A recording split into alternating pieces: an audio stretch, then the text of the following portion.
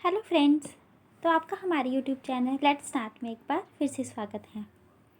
तो आज हम कुछ हिस्ट्री के क्वेश्चंस को डिस्कस कर लेते हैं जो कि Himachal Pradesh staff section board में पूछे गए हैं।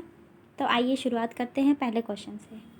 The capital of Vrijji was Awadh, Shravasti, Kashi, Vaishali. Vrijji की राजधानी थी अवध, श्रावस्ती, काशी, वैशाली। तो इसका सही आंसर है वैशाली, जो कि अभी बिहार में है। व्रिजी को और क्या क्या बोलते हैं? व्रिजी को और बोलते हैं हम वर्जी, ऐसे भी आपसे पूछा जा सकता है, और बोलते हैं वजी। क्या बोलते हैं? वजी। ठीक है, ये तो क्वेश्चन था कि व्रिजी की कैपिटल। एक और क्वेश्चन जो है वो बार बार आता है कि what is the government of Vrijji या what is the administration of Vrijji. ठीक है, तो इसका सही आंसर है संघ, संघ और गण। ये हैं दो गवर्नमेंट ऑफ व्रिजी। ठीक है, तो चलिए अगले क्वेश्चन की ओर बढ़ते हैं। Who was the king that sent a request to foreign king to send figs, wine and sophists to India. किस राजा ने एक विदेशी राजा को अंजीर, मदिरा और कुर्तकियों को भारत भेजने की विनती भेजी? बिंबिसार, अशोक, बिंदुसार, चंद्रगुप्त मौर्य। तो इसका सही आंसर है ऑप्शन सी, बिंदुसार। ठीक है, अब बिंदुसार जो थे वो थे मौर्य राजवंश के द्वितीय राजा और महान मौर्य सम्राट अशोक के पिता। ये कुछ इंट्रोडक्शन थी बिंदुसार की। चलिए अगले क्वेश्चन की ओर बढ़ते हैं। Who is known as South Indian Manu? किसे दक्षिण भारतीय मनु कहा जाता है? आपस्तंभ, उद्दालक, राजशेखर, वागपति। तो इसका सही आंसर है ऑप्शन ए, आपस्तंभ। आपस्तंभ को दक्षिण भारतीय मनु कहा जाता है। ठीक है, तो चलिए अगले क्वेश्चन की ओर बढ़ते हैं। The rule established by Muhammad Ghori lasted for nearly 200 years, 300 years, 400 years, 500 years. Mohammad Ghori द्वारा स्थापित शासन कितने वर्ष तक रहा? तो इसका सही आंसर है ऑप्शन बी, 300 ईयर्स। 300 वर्षों तक मोहम्मद गोरी का स्थापित शासन रहा। बहुत बड़ा टाइम होता है ये। तो चलिए कुछ इंट्रोडक्शन मोहम्मद गोरी के भी ले लेते हैं। जो मोहम्मद गोरी था वो क्या था? अफगान सेनापति, अफगान सेनापति। ठीक है, और मोहम्मद गोरी से रिलेटेड एक इम्पॉर्टेंट क्वेश्चन ये भी आ जाता है कि तराइन का युद्ध, तराइन का युद्ध। तो तराइन के दो युद्ध हुए थे, दोनों युद्ध हुए थे मोहम्मद गोरी और पृथ्वीराज चौहान के बीच में। ठीक है, तो अगले क्वेश्चन की ओर बढ़ते हैं। Shershah is known as an administrative reformer largely on account of his market control scheme, trading scheme, land revenue scheme, justice law and order. Shershah को किस कारण से ज़्यादातर एक प्रशासनिक सुधारक के रूप में जाना जाता है? तो इसका सही आंसर है आपका option C, land revenue system. ठीक है, तो अगले क्वेश्चन की ओर बढ़ते हैं। Which year mark the beginning of British ascendancy in Bengal? किस वर्ष को बंगाल के ब्रिटिश आरोहण का प्रारंभ वर्ष माना जाता है? तो कौन से वर्ष को माना जाता है? इसके ऑप्शन है 1651, 1717, 1813, 1858। तो इसका सही आंसर है ऑप्शन ए, 1651। अगला क्वेश्चन है who attack the Congress in a public speech and ridiculed it as representative a microscopic minority of people? किसने आम भाषण में कांग्रेस पर प्रहार किया था और लोगों को अति सूक्ष्म अल्पता के रूप में दर्शाकर मजाक उड़ाया था? Lord Lytton, Lord Curzon, Lord Dufferin, Lord Canning. इसका सही आंसर है लॉर्ड डफरिन। अगले क्वेश्चन की ओर बढ़ते हैं। Indus valley people worshipped. Sindhu घाटी के लोग किसकी पूजा करते थे? ऑप्शन है आपके पास banyan tree, neem tree, peepal tree, none of these. तो इसका सही आंसर है पीपल ट्री। अब इंडस वैली सिविलाइजेशन से और भी क्वेश्चन जो है वो आते हैं, तो मैं अभी आपको डिस्कस कर लेती हूँ कि किसकी पूजा करते थे। मेल गॉड में वो पूजा करते थे पशुपतिनाथ की, पशुपति जी की। और फीमेल में किसकी पूजा करते थे? फीमेल में पूजा करते थे वो मदर गॉडेस की। ठीक है। और है कि उस टाइम जो थे वो एनिमल कौन से थे, ये भी क्वेश्चन आता है तो हम कंफ्यूज हो जाते हैं। तो अभी इकट्ठे डिस्कस कर लेते हैं जिससे जो है आपको एक साथ चीज़ें याद रह जाएं। तो एनिमल थे बुल, बफलो, बफलो। और विष्णु की कहीं भी जो पूजा गवर्नर नहीं हुआ है इंडस वैली सिविलाइजेशन में, ये बात है आप हमेशा याद रखना कि विष्णु की पूजा वो नहीं करते थे, इसका उल्लेख हमें नहीं मिला है। अगला क्वेश्चन है the Aryan success in overcoming resistance in West Asia and India was mainly due to their better arms, horse driven chariots, mining, trade and commerce. पश्चिम एरिया और भारत में आर्यों के विरोधियों को पराजित करने में सफलता का मुख्य कारण था। तो इसका सही आंसर है option B, horse driven chariots, जो अश्व चालित रथ था। ठीक है। अगला क्वेश्चन है the mahajanapada were composed of how many states. कितने राज्यों को मिलाकर महाजनपद का निर्माण हुआ? तो इसके ऑप्शंस हैं 12, 16, 20, 24। तो इसका सही आंसर है ऑप्शन बी, 16। ये है महाजनपद और एक होता है जनपद। जनपद, जन का मतलब क्या होता है? लोग। और पद का मतलब क्या होता है? चर, मतलब जहाँ पे लोगों का निवास था उसे कहते थे जनपद।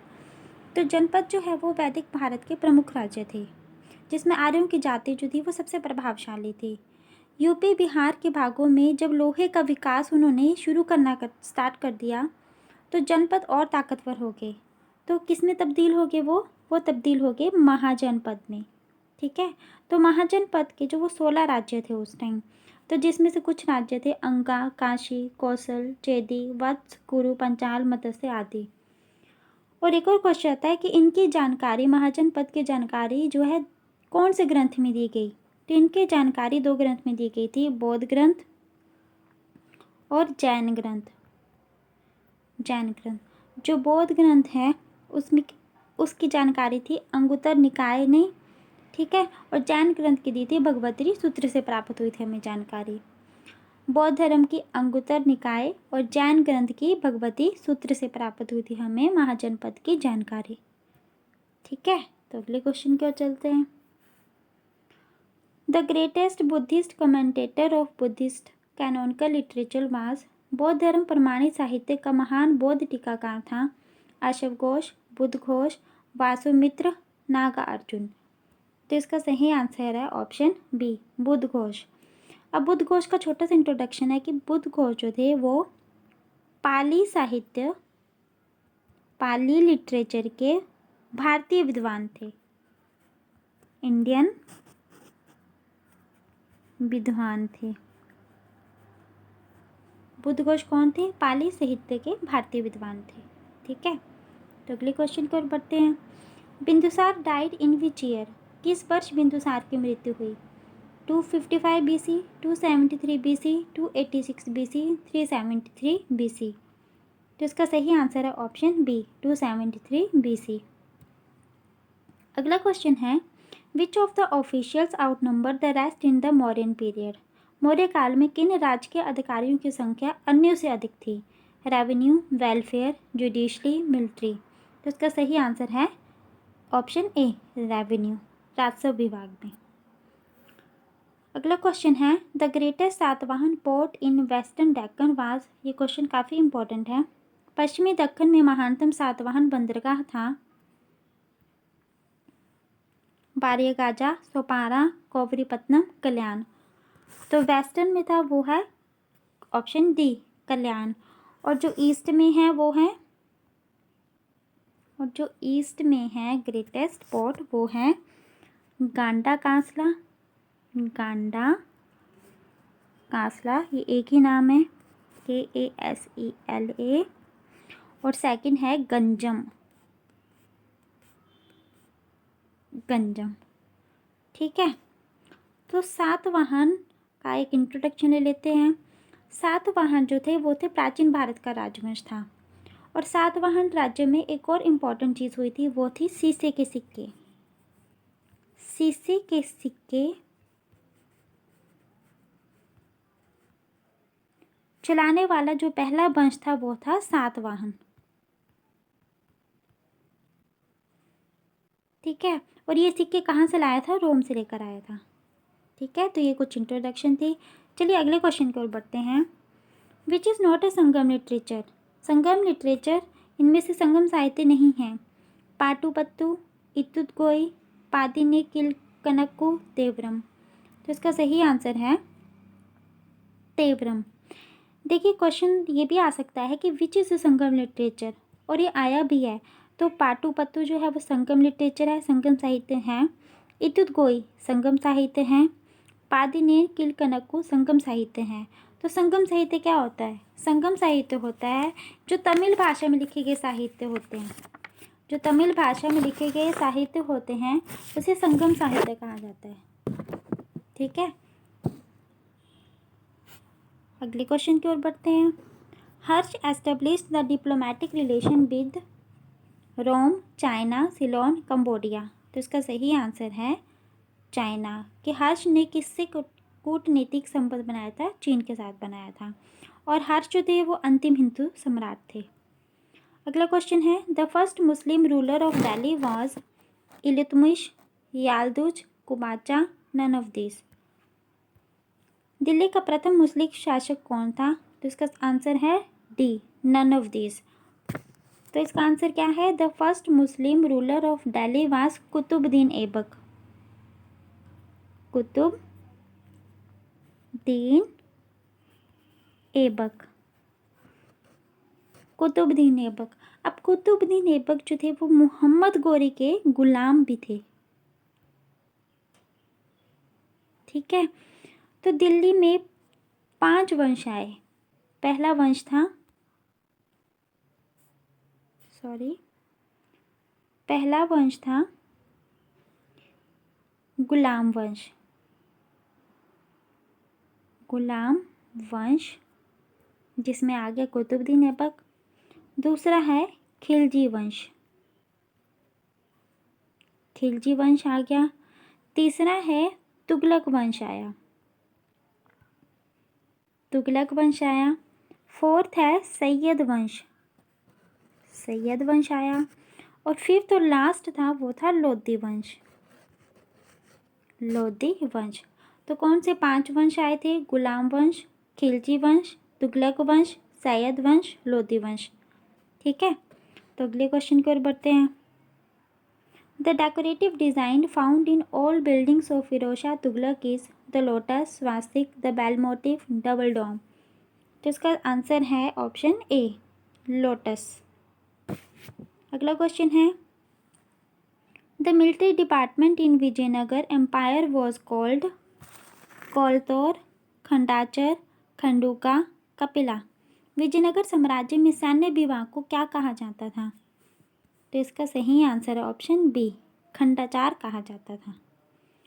तो अगले क्वेश्चन की ओर बढ़ते हैं। Who form the alliance with Malik Ambar against Jahangir. इनमें से किसने जहांगीर के विरुद्ध मलिक अंबर के साथ संधि की? खुसरो, शाहरियार, शाहजहां, महाबत खां। तो इसका सही आंसर है ऑप्शन सी, शाहजहां। अगला क्वेश्चन है, शिवाजीज कैपिटल वाज पूना, रायगढ़, पन्हला, सिंहगढ़। शिवाजी की राजधानी थी। तो इसका आंसर है ऑप्शन बी, रायगढ़, जो कि महाराष्ट्र में रायरी के नाम से भी जाना जाता है। ठीक है, अगला क्वेश्चन है, which of the following was decided the fate of French in India. निम्न में से किस युद्ध ने भारत में फ्रांसीसियों का भविष्य निश्चित किया? Battle of Wandiwash, battle of Plassey, battle of Buxar, none of this. तो इसका सही आंसर है ऑप्शन ए, बैटल ऑफ बांडीवाश।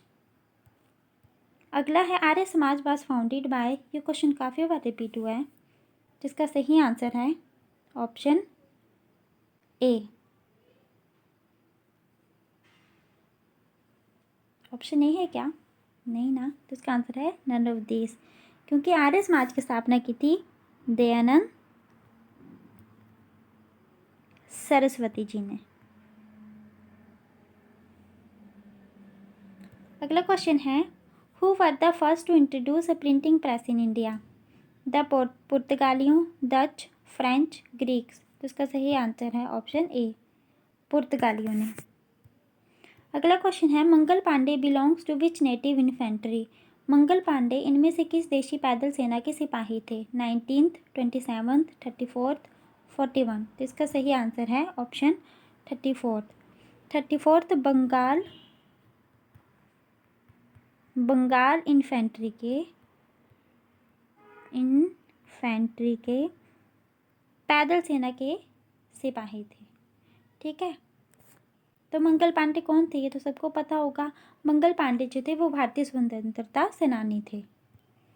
अगले क्वेश्चन की ओर बढ़ते हैं, who led the Ahmedabad labour strike of 1918? सन 1918 की अहमदाबाद श्रमिक हड़ताल का नेतृत्व किसने किया? G K. Gokhale, B G. Tilak, M K. Gandhi, none of this. तो इसका सही आंसर है एम.के. गांधी ने। तो अहमदाबाद की एक सूती कपड़ा मिल के मजदूरों ने हड़ताल की थी। जो एक मिल थी वहाँ पे सूती कपड़ा बनता था, तो वहाँ पे क्या हो गया ऐसा कि उन्हें हड़ताल करनी पड़ी। वहाँ पे एक्चुअली प्लेग डिजीज़ आ गया था, जिसको प्लेग डिसीज़ आ गया था, जिसको हम ब्लैक डेथ भी कहते हैं।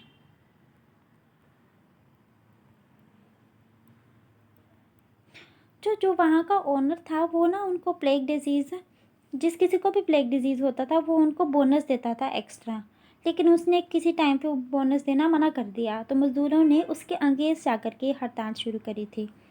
और जो प्लेग डिजीज़ होता है वो होता है जैसे इंसेक्ट नहीं बोल सकते, रैट के काटने से या फिर पिस्सू के काटने से, ये होती है प्लेग डिजीज़। अगला क्वेश्चन है, the first round table conference was held in London in which year? 1920, 25, 28, 30। तो इसका सही आंसर है 1930 में लंदन में पहला गोलमेज सम्मेलन हुआ था। अगला क्वेश्चन है, petroleum occurs in sedimentary rocks, igneous rocks, metamorphic rocks, none of this.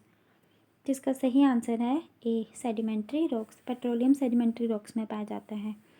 हमने लास्ट वीडियो में डिस्कस किया था कि जो मार्बल है वो कौन सी रॉक्स में होता है, तो हमने एक ट्रिक बताई थी कि marble, M4 marble, M4 metamorphic. ठीक है, ऑप्शन सी। लेकिन पेट्रोलियम कहाँ पाया जाता है? सेडिमेंट्री रॉक्स में। अगला क्वेश्चन है, which of the following atmospheric layers reflect radio waves that are transmitted from the earth again back to earth? Mesosphere, ionosphere, troposphere, stratosphere.